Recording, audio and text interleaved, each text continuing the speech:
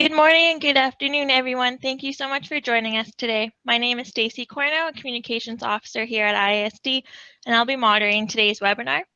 My colleagues Claire Church, Research Officer, and Lauren Woonenberg, Researcher on Innovation, will be sharing insights into their latest report entitled Sustainability in Second Life, the Case for Cobalt and Lithium Recycling. Should you have any questions throughout the webinar, please feel free to use the Q&A feature found at the bottom of your screen. We'll be answering all of your questions towards the end. After the webinar, we'll also be circulating a recording of today's presentation along with a copy of the report to everyone who registered. So to kick us off today, Claire, could you introduce us to the topic at hand and what the motivation for undertaking this research was?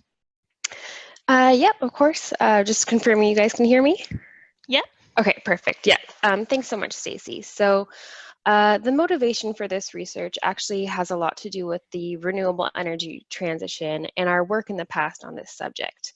So as we transition to a low carbon economy, we know that the demands for minerals is going to increase significantly.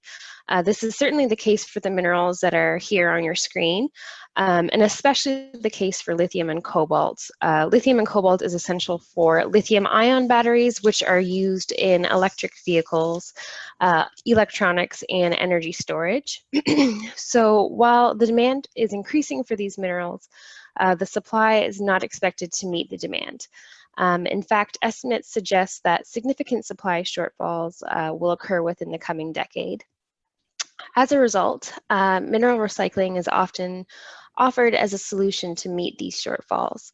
And yet mineral recycling rates are quite low. For cobalt, recycling rates are below 30%, and for lithium, they're historically insignificant. So we then wanted to analyze why these recycling rates are so low and identify the existing and perceived barriers to lithium and cobalt recycling.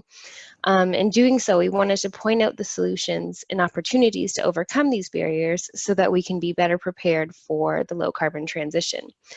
This all culminated in our report, Sustainability in Second Life, which does just that. It dives into both the potential and the problems of lithium and cobalt recycling. So you've mentioned lithium and cobalt recycling, but what exactly would this involve? Great. So in a typical linear supply chain, lithium and cobalt would move through the following stages. It would originate from a mine. It would then go through traders, smelters and refiners, manufacturers, and then eventually make its way to the end user. In our case, as usually in a lithium-ion battery, in our phones, electric vehicles, laptops, etc. And then finally, after it's with the end user, it would end up as permanent waste somewhere. So mineral recycling involves extracting the lithium or cobalt from products and infrastructure no longer in use, instead of from the ground. Mineral recycling would then be part of a circular supply chain. So instead of after the mineral being with the end user and then it would going into permanent waste disposal, it would instead go back into the system through collection, processing, and then metal recovery, and then back to manufacturers and end users as either a similar or completely different product.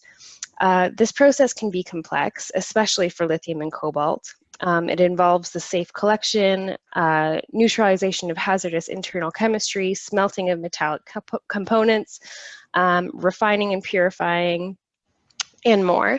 However, there are multiple actors who are increasingly working in this space because they can see the benefits to it. So Lauren, can you tell us a bit about the benefits of increased lithium and cobalt recycling? Yes, of course. I hope you can all hear me very well. So yeah, Claire actually pointed to some of the benefits already, and I would like to emphasize 3 benefits or actually goals and sustainability objectives that we have set for our societies. So on the one hand, when we think about resource security, which is like the secure supply of critical resources, critical minerals, of course, recycling, and when we think about lithium and cobalt recycling, would actually contribute to a secure supply, which is important for making our economies work. And this is quite interesting to observe because obviously lithium and cobalt are finite resources, and Hence, they also have both a relatively high score on the supply risk index for the British Geological Survey. So if we actually use the minerals and lithium and cobalt that are contained in products that cycle in our economies, and we recycle and reuse and remanufacture those products, of course, there is then a less reliance on imports from foreign primary markets.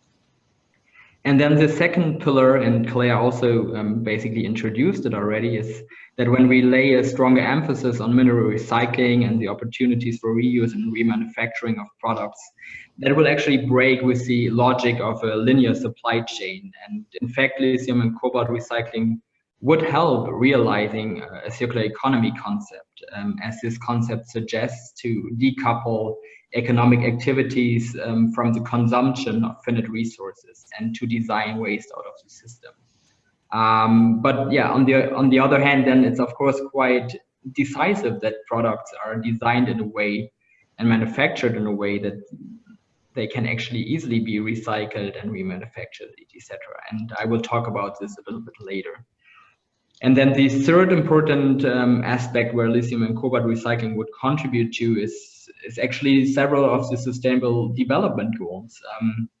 So, for example, SDG 7 and SDG 13 that relate more to clean and affordable energy and the renewable energy transition and the goal to fight against climate change. Claire already also pointed there to the importance of lithium and cobalt for several renewable energy technologies. But also when we think about SDG 9 and 12 that more focus on innovation and resource efficiency and sustainable infrastructure and sustainable consumption, higher recycling rates of lithium and cobalt would actually contribute to those SDGs, as well as SDGs that more focus on social dimensions such as SDG 8 and 16 when we think about decent work, peace and justice. Because in fact, lithium and cobalt recycling and a better supply of those secondary materials might take away some pressures that we see nowadays on the primary supply chain and social issues that we see there in the extraction phase.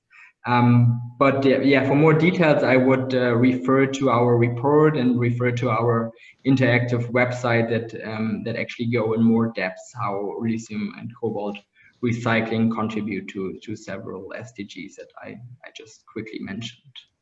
Thanks.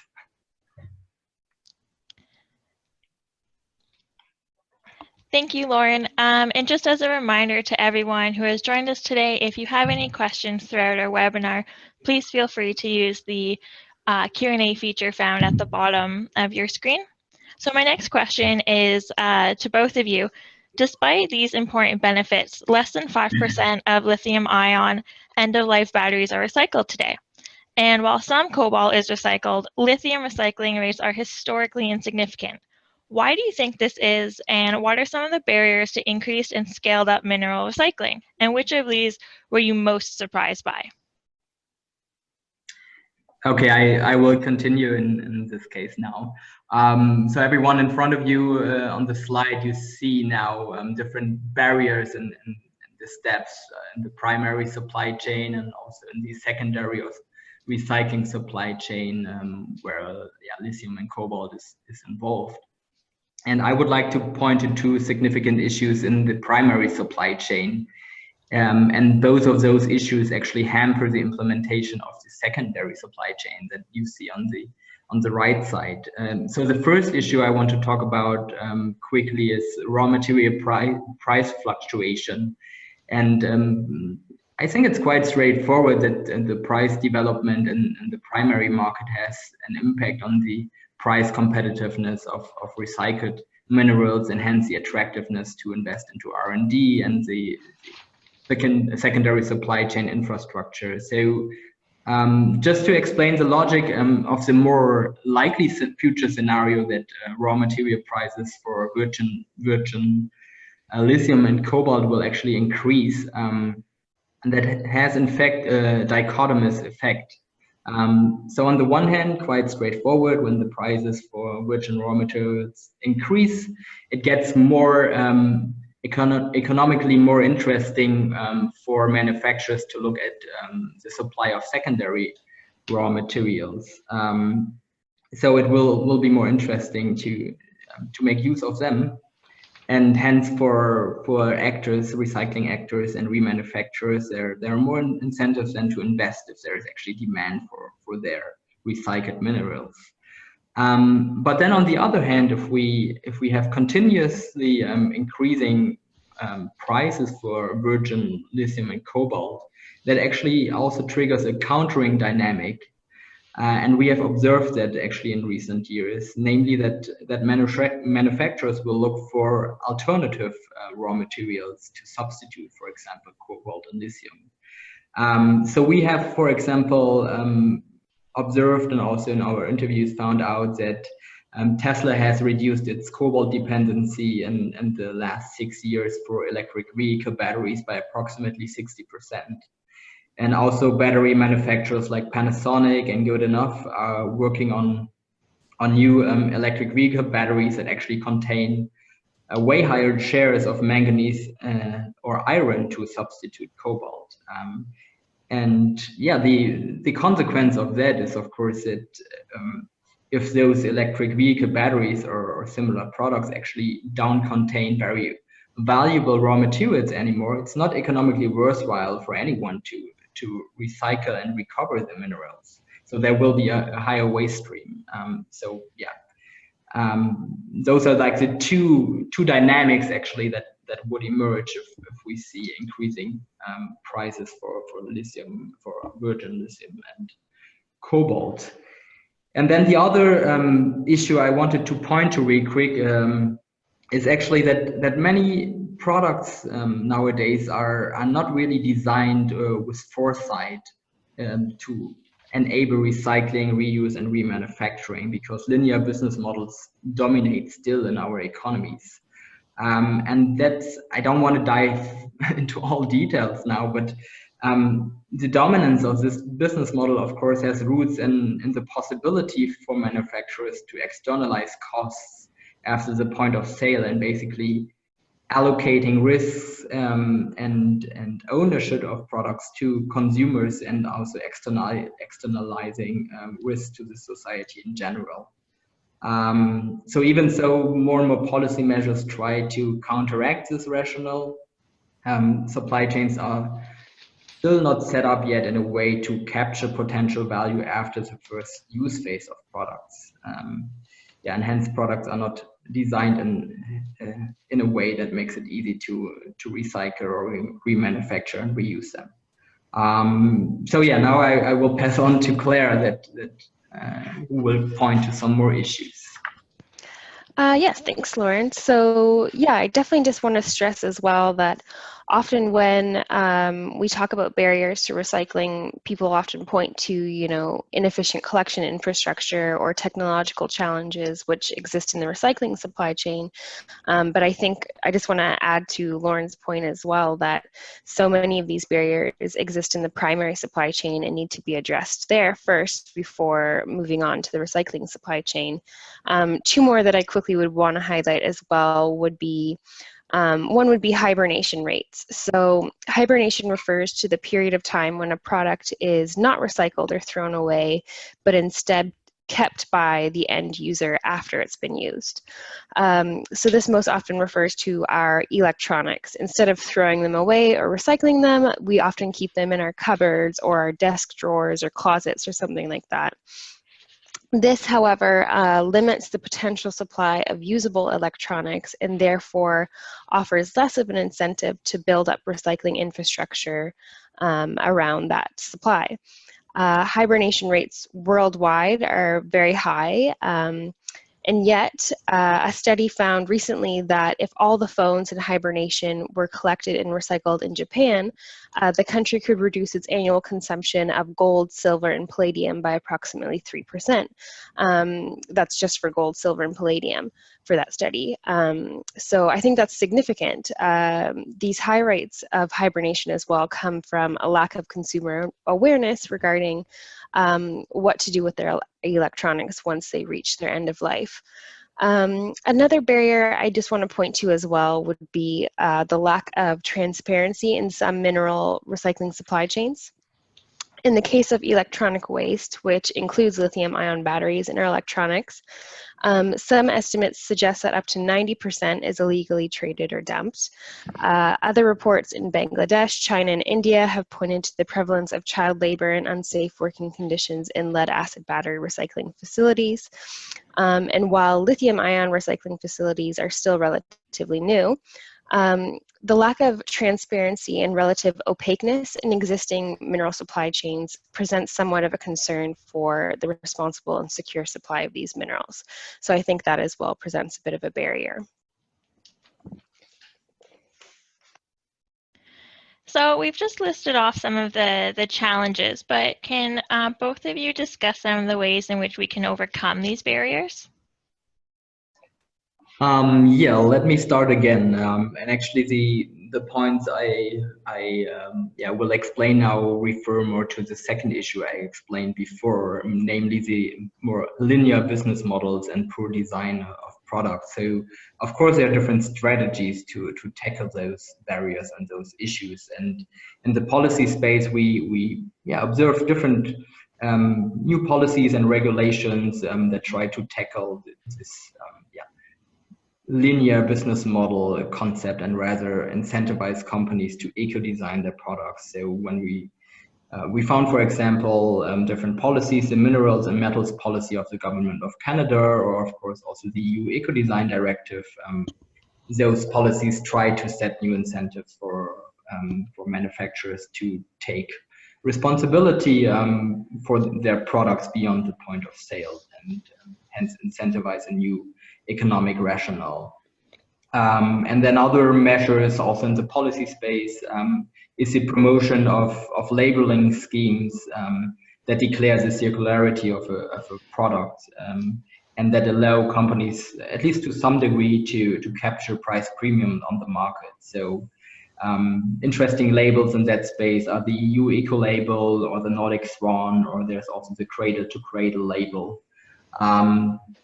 But of course, those labels will only work effectively if consumers are, on the one hand, aware of the benefits of circular products, and on the other hand, also understand the purpose and also the diversity of labels that are out there. So, of course, awareness raising is quite an important aspect there as well.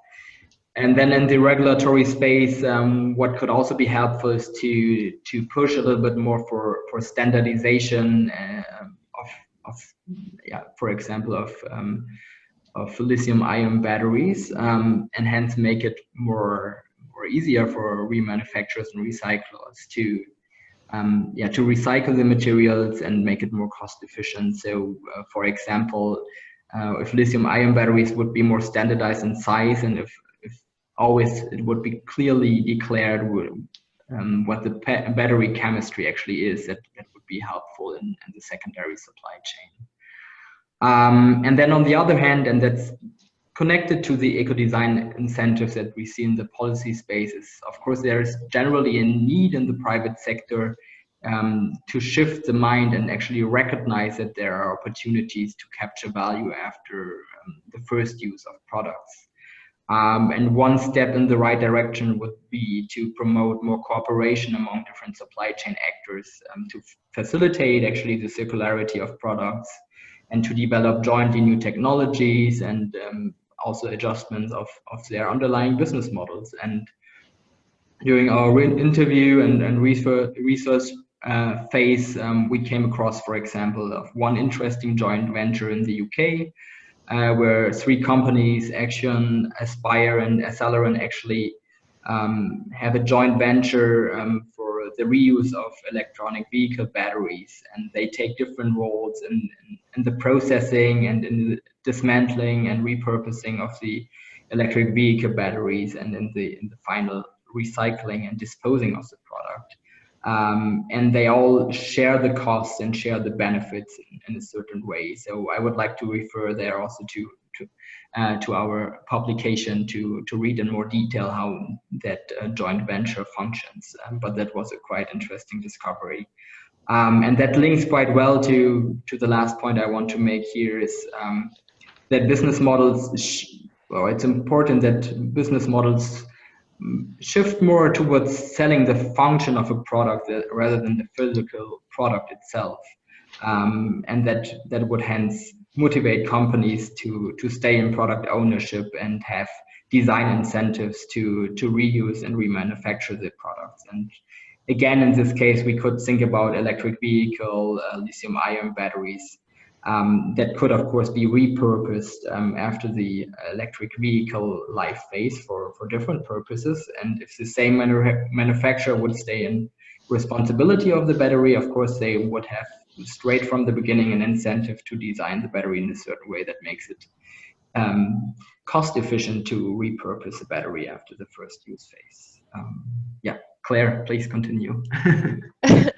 Yeah, sounds good. I think, yeah, I'll just kind of stress 2 points that you alluded to in that, but just kind of to add on 2 kind of opportunities and solutions that I feel are apparent at the consumer level.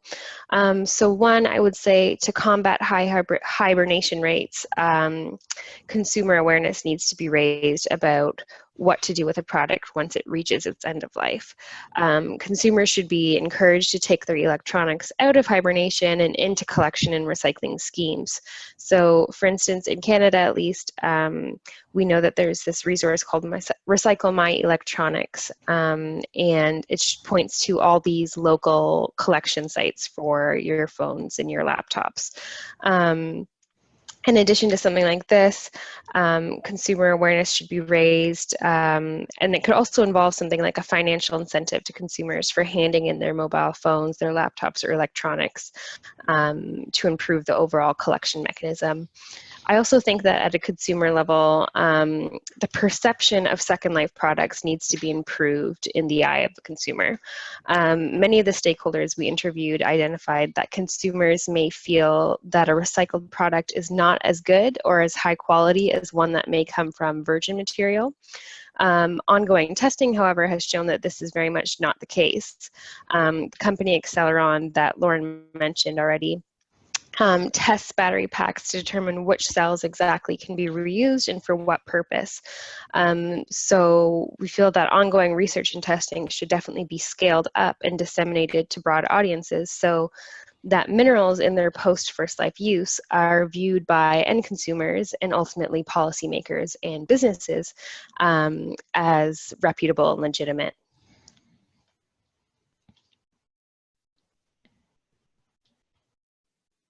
Thank you both for running us through the barriers and opportunities. So what role can governments play in overcoming these barriers? Thanks. I'll jump in first for this one. So I think kind of the role of governments is something that definitely needs to be stressed here. Many of the existing policies that we studied in this report, we found to be relatively outdated or not equipped to meet the needs of the lithium-ion battery boom. For this reason, I think that many of the policies need to be reevaluated. For one, definitions and policies on terms like producer, second life, remanufacture, reuse, or recycle. These definitions are either non-existent or very outdated. So these need to be defined. Many of the stakeholders also identified in our interviews that there was a lack of guidance from policies and regulations about which actors are responsible and which actors are liable for the recycled product. And while this designation is somewhat clear in some industries, like the automotive industry, clarity is very much needed in other industries, like the electronics industry. I'd say as well, many of the existing recycling targets that we studied are not appropriate for lithium-ion batteries. In many of the cases, the targets that are set by policies could be met by recycling the case of the battery, for example, and not actually the lithium or cobalt inside the battery. So for that reason, these targets very much need to be reevaluated. Finally, as well, these policies and regulations need to be effectively communicated to businesses and consumers. And then, yeah, I'll hand it off to Lauren to discuss a few more, actually. All right, thanks, Claire. Yeah, I pointed already to like eco-design policies that that are of course important. But then let me point to a couple of other policy measures that would actually help to make the secondary supply chain more viable, economically more viable, and less dependent on what happens in the primary supply chain in terms of price fluctuation. So they could, of course, be subsidies or tax incentives for companies that are willing to invest in new technologies and research and development and developing infrastructure for secondary supply chains. And then connected to that, and the next couple of points I want to mention are quite straightforward for me because I'm working in the space of public procurement and sustainable public procurement.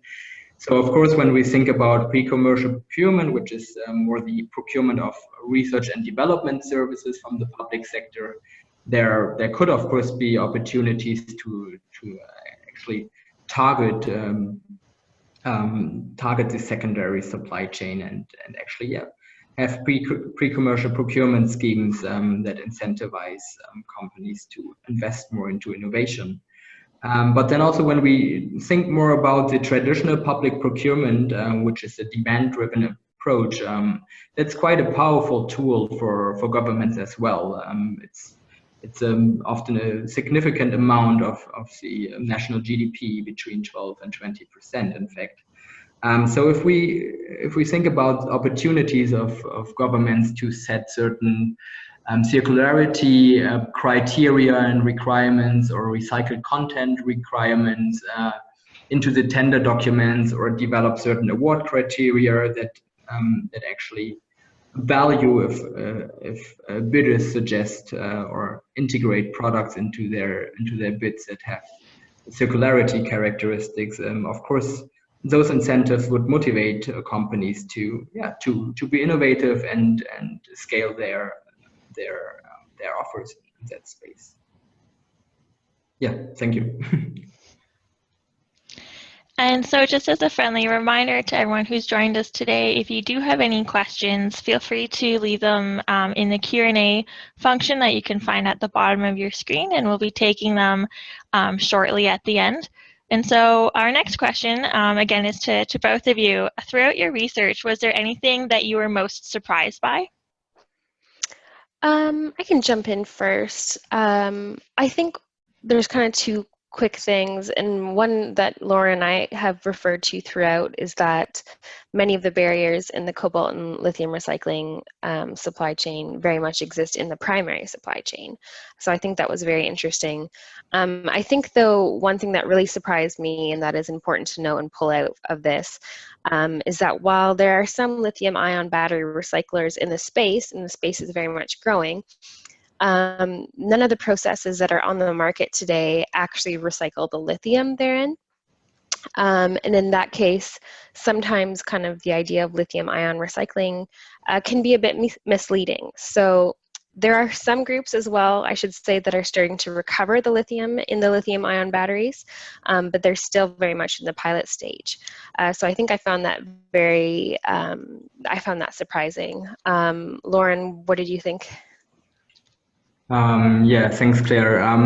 Well, one surprising fact, actually, you just pointed out before, is that many policies that are in the recycling space are quite outdated and not yet adjusted to the technological development that we are seeing and the changing needs in the lithium and cobalt industry. So, for example, when we think about the EU battery directive, that doesn't refer at all to lithium-ion batteries yet, and hence the batteries would fall under the category other batteries, and there the recycling efficiency target are not ambitious at all, as emphasized by many stakeholders that we interviewed. So of course, and generally the EU, I would say, is quite progressive in the space of the circular economy, like pushing the circular economy and recycling and waste management. So yeah, for me it was surprising to find those outdated policies in the EU, for example.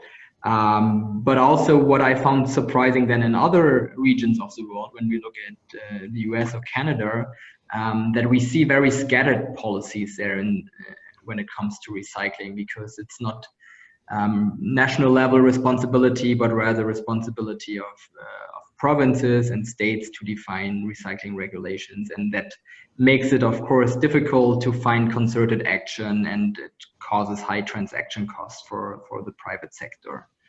And then on the other hand, what I found surprising during our research phase is that companies already are actively working on substituting some of the minerals where prices are increasing, and as I explained before, that can have quite a counterproductive dynamic for secondary supply chain and the incentives to recycle products. So that's a bit worrisome, and I would say shows that we need to take action in that space. And finally, do both of you have any closing thoughts before we move on to the Q&A? Yeah, sure. I'll keep mine just kind of very brief, and just to kind of reiterate back to the motivations for this report. Lithium-ion batteries are very much integral to the renewable energy transition, including in their use in electric vehicles and energy storage for wind turbines and solar panels. So the sustainable and responsibly secured supply of lithium and cobalt is therefore paramount to this transition. I think then that mineral recycling is one way that we can mitigate the projected supply shortfalls, but we very much need to ensure that the recycling process is conducted in both a transparent and responsible way. And then I'll just pass off to Lauren as well. Yeah, maybe as a closing remark, I think it's quite striking that mineral recycling actually emphasizes the interlinkages between circularity approaches and the renewable energy transitions and achieving the SDGs. So I think that's a quite convincing case, and might motivate stakeholders to join forces towards finding solutions and investing into effective and efficient secondary supply chains, and also explore new business models. And then, my final remark would be just to make everything a bit practical.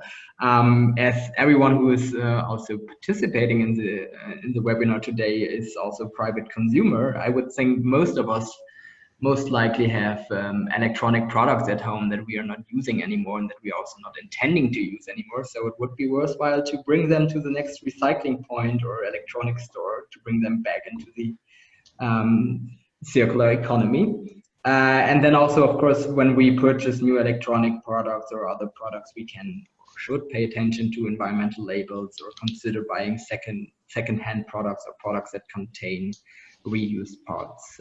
So that's it from my side for now, and I guess we move towards the Q&A. Excellent. So thank you both so much for that. We do have a few questions. So the first one goes, thanks so much for the interesting discussion. In which countries are lithium recycling plants already active? And are there many of these plants in operation yet? I can jump on that. So definitely in the US, Canada, and Europe, there are some lithium-ion recycling plants that are already active. I believe on the West Coast, American Manganese is opening up these kind of operations. This is especially also, Umicore is also a big one that does that, and they are located in Belgium. And then there's as well a few in the US that are active. Sorry, there was a second part to the question that I maybe didn't answer. Did I? Sorry. No, that's all right. Okay. In which countries are lithium recycling plants already active, and are there many of these plants in operation yet, was the question. Oh, okay, yep. And it's definitely a growing space. So I would say there's increasingly more and more every year, but relatively few compared to other mineral recycling facilities. Excellent. So another question we have is, in the future, with the potential scarcity of these minerals, do we know if recycling tends to be more economically viable? And would one of you be able to address that?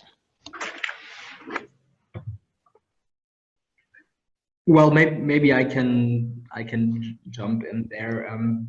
Of course, like a lot of our insights also come from secondary sources and studies that we read. And for example, I remember that there was a study that actually explored scenarios about electronic vehicle batteries and actually provided evidence that they would become more affordable if they would contain in the future would contain more recycled materials rather than only being based on virgin raw materials. So that was a study of Ribeiro from 2018.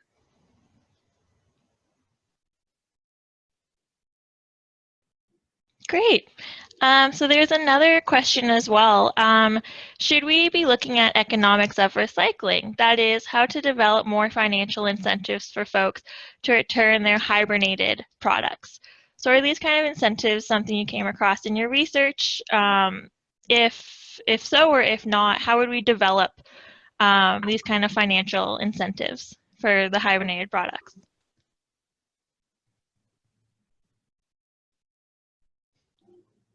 I think, I mean, I can start. I think during the presentation that Claire actually pointed to that this could actually be one of the incentives, of course, for private consumer to bring back the products that they are not anymore using nowadays. That they actually maybe when they buy the products that they pay an additional fee and they will get this fee back after the first use phase of the products.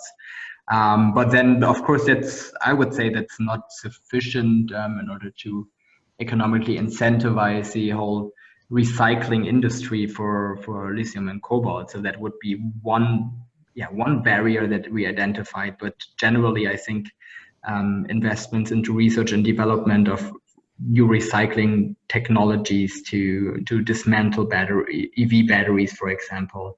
Of course, it would be valuable to have more public incentives there or certain subsidies or tax schemes in that space.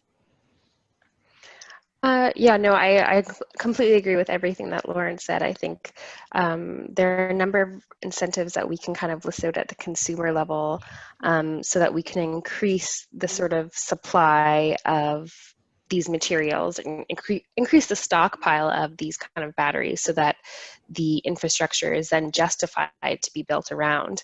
At the same time, though, there needs to be incentives as well to make sure that these batteries are properly labeled and that they are able to be dismantled easily. And that goes kind of ahead of the consumer level. So I think it's kind of a healthy dose of both sort of incentives. Excellent. And we have another question. So this report focuses on cobalt and lithium recycling. Has ISD done work in the past on this topic or on conflict minerals or anything of that nature? I can jump in here. Yes. So, and that was kind of another one of our sort of motivations for conducting this report as well. In the past, we've done work that looked specifically at the minerals that are required for a low carbon transition and what increased extraction of those minerals may do to conflict and fragility in the states where they are located in high reserves. And so that was kind of where our initial analysis came out of for lithium and cobalt, but we also looked into rare earths and copper and nickel and bauxite and alumina.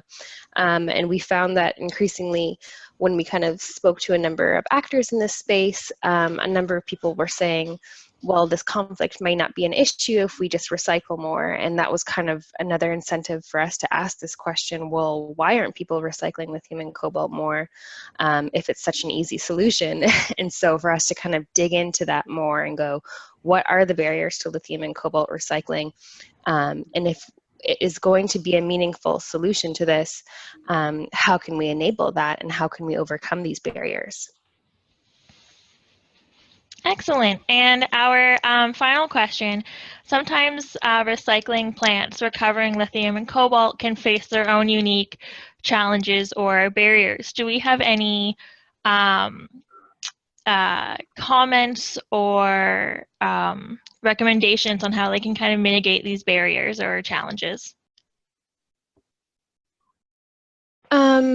So that's a really good question, and it's something that definitely came up we did a few stakeholder interviews on the subject with people who are starting to work in this space.